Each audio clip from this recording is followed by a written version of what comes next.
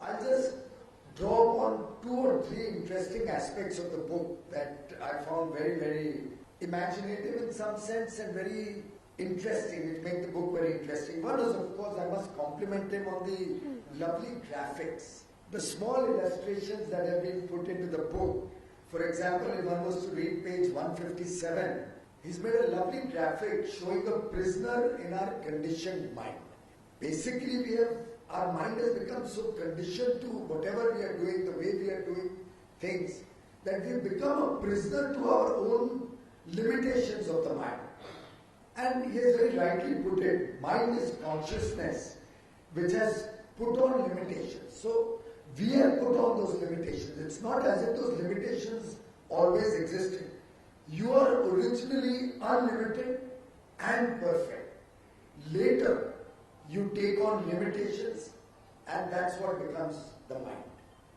I think it's a very, very deeply philosophical thought that he has articulated. And in some sense, if any of us was to look back, in that childhood, why do we call that childhood innocent? Why do we call a child of God, for example? He's innocent. He's not got conditioned with the way the world works. Our thoughts have not prejudiced his mind, his thinking. For example, let's say you can learn swimming best when you're a small child because you're willing to explore the water and you're willing to jump in and you pick up that trait. As you get older, for example, I am not a swimmer, but I am perennially scared of the water.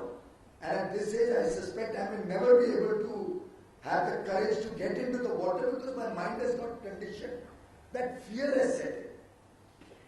After all, it's when you enjoy, when you throw the child up in the air, he doesn't cry, he laughs.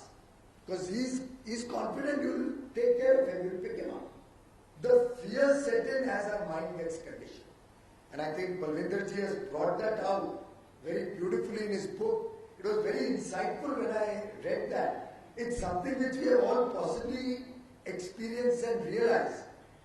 But till somebody helps you to analyze the situation, often it's very difficult for us to remove these conditionalities and these prejudices in our mind.